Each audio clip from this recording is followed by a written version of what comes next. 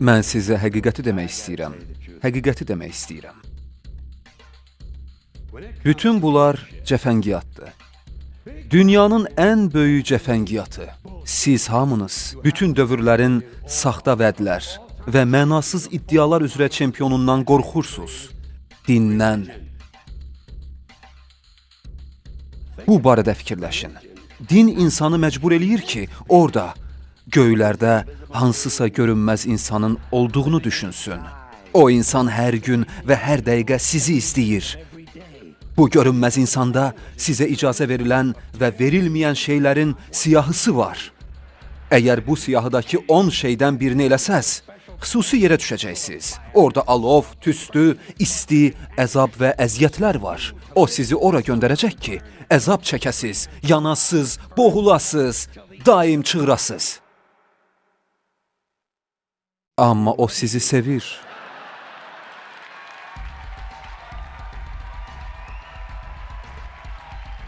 O sizi sevir. O sizi sevir və ona pul lazımdır. Ona həmişə pul lazımdır. O qüdrətlidir, mükəmməldir, hər şeyi biləndir, ən müdrikdir. Yalnız pulla problemi var. Din milyardlarla dollarları yeyir. Onlar vergi ödəmir və həmişə pulları çatmır. Bütün bu əhvalat cəfəngiyatdır. Tam cəfəngiyat. Salam dostlar. 2011-ci ildə tam da 20 yaşında olan cahil inanclı bir gənc Orxan George Carlin'in bu çıxışından sonra öz həyatına baxış bucağını dəyişdi və ateist oldu.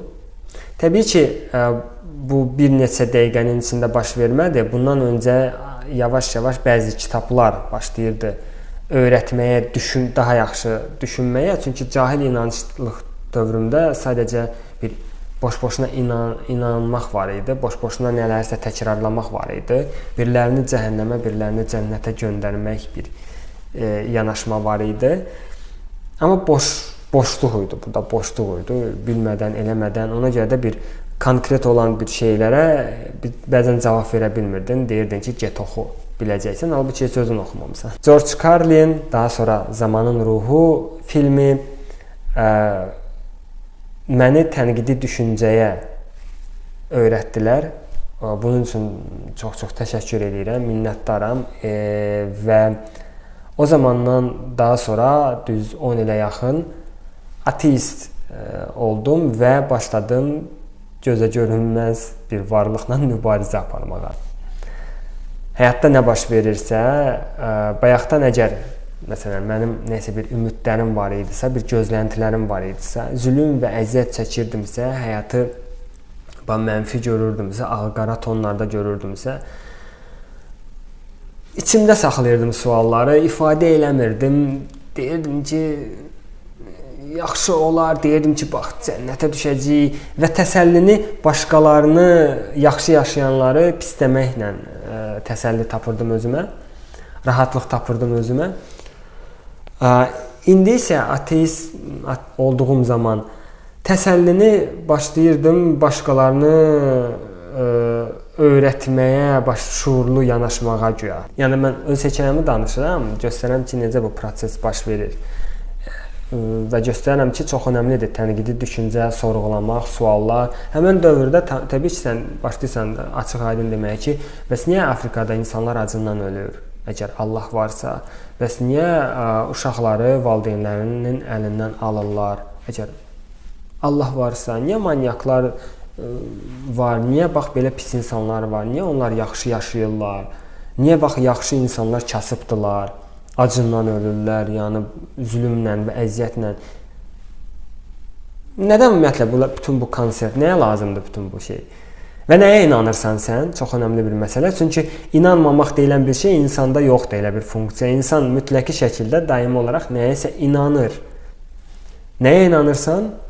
Təsadüfən bir partlayış nəticəsində təkəmmül prosesi vasitəsilə və s. kimi yarandığını, həyata ortaya gəldiyinə təsadüf, yəni sadəcə təsadüf nəticəsində Yəni bütün bunlar hamısı təsadüfi olubdu sadəcə.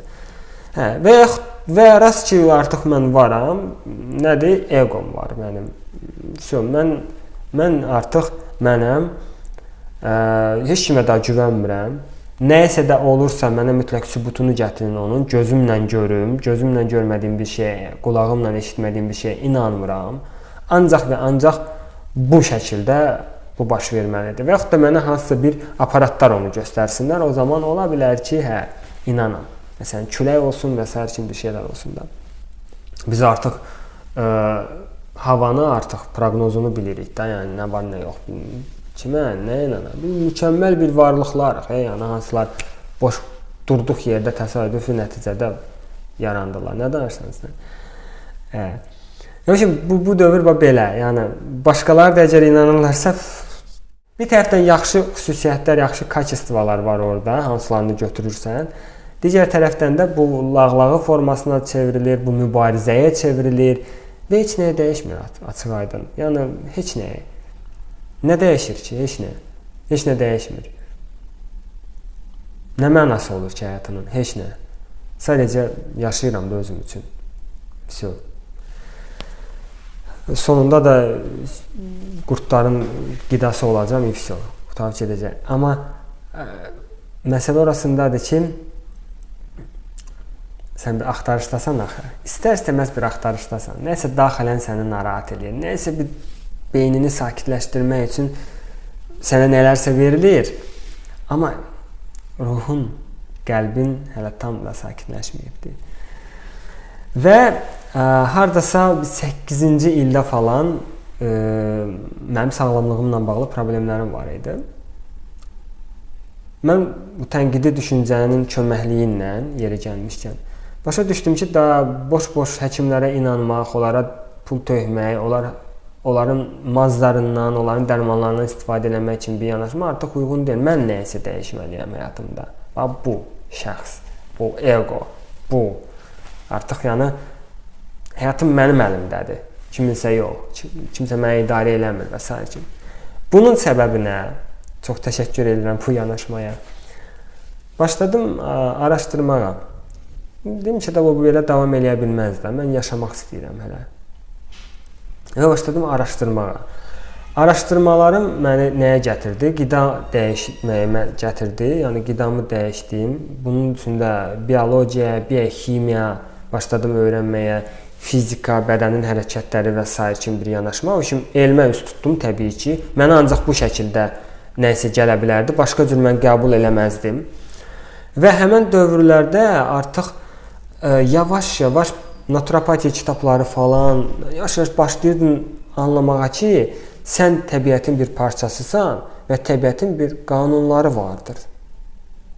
Ümumiyyətlə hər bir şeyin qayda və qanunları vardır və təbiətin də həmçinin. Və təbiət gic deyil, təbiət müdrikdir. Təbiət hər bir məxluquna bir qidasını veribdir. Və yırtıcılar öz yerindədir, ot yeyənlər öz yerindədir, primatlar öz yerindədir. Orqanlarına baxırsan, görürsən ki, hamısı öz yerindədir. Ürək nə üçünsə lazımdır, bağırsaq nə üçünsə lazımdır, qaraciyər hansısa bir funksiyanı yerinə yetirir. O zaman sən görürsən ki, sən demə, deyəsən burada nəyisə bir məntiq, məqsəd var. Bu, yəni təsadüfi nəticədə baş verə bilərmi? Bax, belə yavaş-yavaş sən başa düşürsən ki, sən təbiətin, belə deyək də, bir xidmətçisisən. Təbiətdən asılısan, o sənə oksigen verir, o sənə qida verir. Və bu yanaşma yavaş-yavaş gətirir səni, yəni bu bədənlə qutarırsan məsələni. Çünki görürsən ki, bunu da araşdırdın, elədin. Görürsən ki, bəzi bir şeylər də var ki, sadəcə hərəkətlə həll olunmur və yaxud da qida ilə də həll olunmur. Başa düşürsən ki, bir psixologiya ilə də bağlı nələrsə var.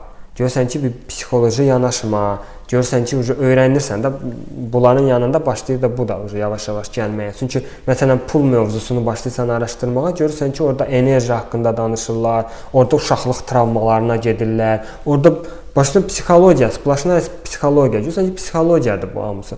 Başlayırsan psixologiyanı araşdırmağa, psixosomatikanı araşdırmağa, görürsən ki, psixos sözü ruh deməkdir.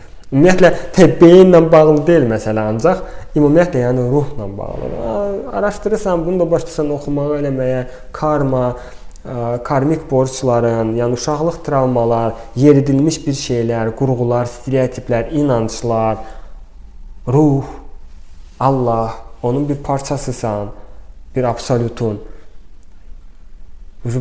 Başa düşürsən ki, sən bir ruhsan, hansı bir bədənə yerləşdirilibdir. Ola bilər bu bədən təbiətin bir parçasıdır, onun qaydalarına tabedir, amma sən də ruh olaraq daha böyük bir varlığın bir parçasısan. Hansı onun qayda və qanunlarına tabedir. Bu çox belə şok verici bir şeydir da. Yəni deyirsən ki, başlayırsan həyatına baxmağa, keçmişinə baxmağa, bu gününə baxmağa, başqalarına, özünü görürsən ki, təsadüf deyil, məqsədi və məntiqi vardı hər bir şeyin baş vermiş. Və nə vaxt sən bu prizmadan baxırsan, öyrənirsən, o suallar ki var idi, niyə uşaqlar acından ölür Afrikada, niyə belə bir şeylər baş verir? Onlar öz aktuallığını itirir, daha sən heç kimin üstünə məsuliyyəti, heç nəyin üstünə məsuliyyəti yıxmırsan.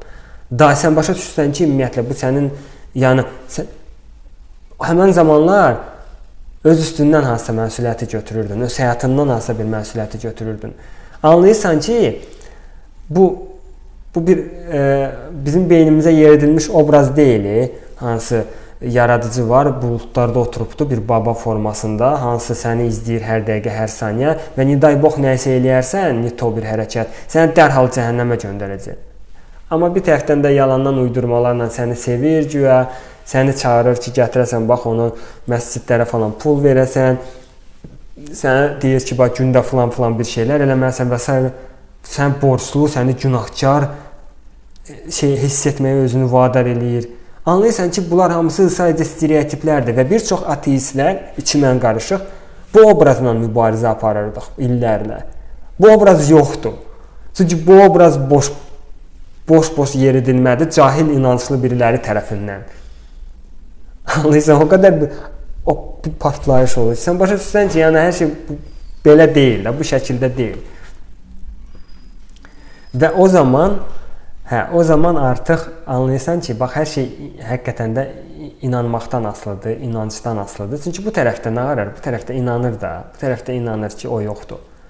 Nəyə inanırsan da, bu tərəf inanır ki, təsadüfi nəticədə baş veribdir hər şey və hər şey təsadüfdür bu həyatda, nə baş verirsən və yaxud da ancaq məndən hər şey asılıdır. Ona inanır, ancaq onu müşahidə edir.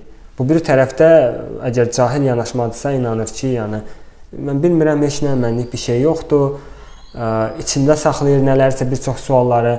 Mən nəyə çağırıram və bu videonun məqsədi nədir? Bütün bu hekayəmi danışmağım və s.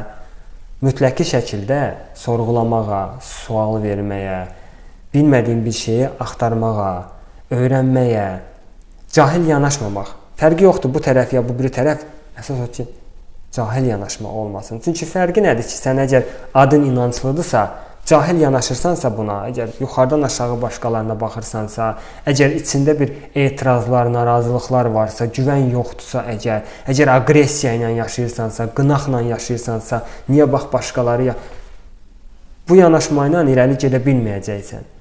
Başa düşürsən? Yəni bunlar hamısı bütün bu öz inkişaf yolu. Yəni yekunda yenə də səni gətirir yüksəlməyə, mənəviyyata, mənəvi yüksəlişə, ruhaniyyətə. Sən başa düşürsən ki, sən də öz başına deyilsən. Sən başa düşürsən ki, bu qaydalar, qanunlar sənin elə bu günün üçün lazımdır. Nə vaxtsa hardasa cənnət, ümumiyyətlə cənnət və cəhənnəm buradadır. Sən sadəcə öz yanaşmanla, öz inanclarınla bu həyatını cəhənnəmə çevirə bilərsən və yaxud da öz yanaşmanla, öz hərəkətlərindən öz həyatını cənnətə çevirə bilərsən. Şükür Allaha, əgər bu günləri gözünü açdınsa, əgər bu günləri sənə şans verildisə, Minlərlə suallar, təsəvvür edin, minlərlə suallar. Niyə məndə filan yerdə ağrılarım var? Niyə mənim həyatım belədir? Niyə mənim qarşıma belə bir insanlar çıxır? Minlərlə suallar, hansının cavabı birdir. Cahillik pilləsindən çıxmaq, cahillikdən çıxmaq, öyrənmək, axtarmaq və araşdırmaq. Minlərlə sualların cavabı. Nəyə inanırsansa, o da sənin həyatında baş verir. Nə haqda sual, nə içirsən, başladım, sağlamlıqla bağlı problemim oldu. Nə vaxt ki mən dedim, özüm dedim, stop, mən öyrənmək istəyirəm. Mənə başladı cavablar açılmağa. YouTube'da video vasitəsilə, kitablar vasitəsilə fərqi yoxdur. Heç bir fərqi yoxdur. Kimdən gəldi o cavablar? Həmən zaman düşünürdüm ki, mən tapdım da. Təsadüfən mənim qarşıma çıxdı axı. YouTube'da video, təsadüfən. Həmən zaman ona inanırdım. Okey. Yaradıcı üçün heç bir problem yoxdur. Sən inanırsan, inanmırsan. O səni sevir. Yaradıcı üçün heç bir problem yoxdur. Sən o ərköyün bir balasısan. Yəni deyirsən ki, mən tapdım, okey, sən tapdın. Heç bir problem yoxdur. Problem sənin özünə qarşı olur. Nə vaxt sən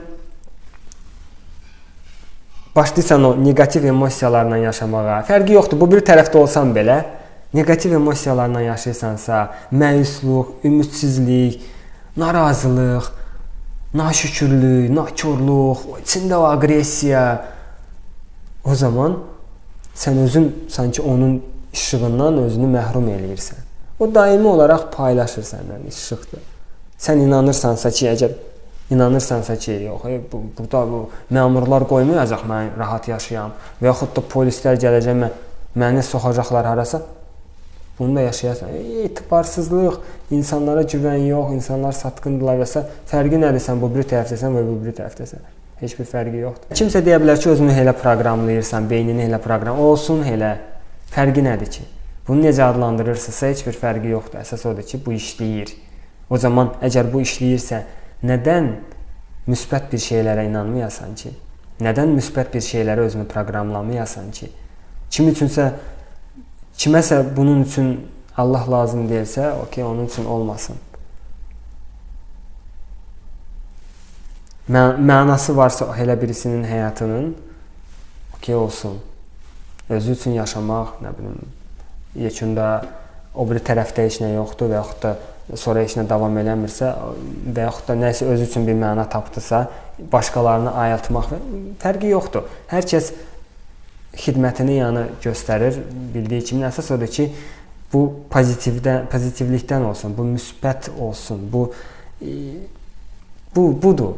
Bu bir tərəf isə əgər həqiqətən də bunu anlayırsa, cahillikdə yaşamırsa, günahlandırmayacaq inanclı olmayanı, onu təhqir etməyəcək, onu harasa göndərməyə çalışmayacaq. Çünki başa düşür ki, bu zamanlar özünü aşağılayır. Bu zamanlar onun sevgisindən özünü məhrum eləyir. Özü bloku qoyur. Yəni o günəşdir, o verir, o enerjini daimi olaraq paylaşır səndən. Sən qoşula bilərsən o bir sarış kimin ona və yaxud da əlini çəkə bilərsən ondan. Əlini çəkmək nədir? Əlini çəkmək daxilən narazı olmaq, etirazlı olmaq, aqressiyalı olmaq, o mənfi emosiyalar da o işin, bildiyimiz mənfi emosiyalar. Və belə. Yəni videonun məqsədi o idi ki, bu fikri çatdıram öz hekayəm vasitəsilə, öz təcrübəmdən keçirdiyim budur. Təsdiqi olmalıdır. İnancdan öncə güvən gəlir. O güvən isə təsdiq istəyir, təbii ki. Ona görə də soruşmaq, öyrənmək, maraqlanmaq. Sadəcə inanıram deyib keçmək yox. Orada bir şey yoxdur. O boş-boşuna rituallardır, boş-boşuna yola verməkdir. O günahkarlıq duyğusundan gəlir, o borclu olmaq duyğusu, o sıramlı aşağı emosiyalardan gəlir. O aşağı emosiyalarda isə blok var. Yoxdur, yüksəliş. Yüksəliş o zaman baş verir. Nə vaxt sən həqiqətən də daxilən rahatsan, güvəndəsən, içində sevgi var, içində təşəkkür var. Sən sevinirsən. Bu budur, bu əlaqə qurmaq budur. Yoxsa insanların əksəriyyəti səhv başa düşür. Bu videonun başlanğıcında olduğu kimi başa düşür. Və çalışır, biriləri cənnət üçün çalışır bunu eləməyə, biriləri qorxudan çalışır nələrsə eləməyə. Bu birisi tərəflərdə başlayır ki, bax qorxursunuz ona görə, bax nəyə görə sizi öldürmək istəsin, nəyə görə sizi məhv eləmək, nəyə görə sizi yaratdı ki, sonra yenə belə. Bu üçün tamam başqa bir tərəfdən baxmağa çağırıram hər birinizi və ümid edirəm bu video sizin üçün faydalı olacaq. Ümid edirəm bu videoda sizin üçün nəyisə bir tapıntı olacaq və nəsə suallarınız varsa bu mövzu ilə bağlı böyük məmnuniyyətlə o sualları cavablayaram. Öz baxış bucağımdan təbii ki. Mənə inanmağı məsləhət görmürəm, tövsiyə etmirəm. Mən öz təcrübəniz vasitəsilə özünüzdən keçirtməyi məsləhət görürəm. Boş-boşuna kimlərəsə də inanmaq yox. Da bəsdir, yer etdilər uşaqlıqdan bəri beynimizə. Allah baba acıqlanır filan bir şey eləyəndə sən. Allah baba bax səni cəzalandıracaq, səni cəhənnəmə göndərəcək. Şapalaq vururdular onun əvəzinə bizə. Bəsdir ta. Bunun başını buraxın. Daha başqa bir dövrdür. Və bu dövrdən düzgün istifadə edək. Şuurlu yanaşmaq niyyəti ilə. Sağ olun izlədiyiniz üçün, zaman ayırdınız. Təşəkkür edirəm bir daha. Özünüzə yaxşı baxın. Özünüzə.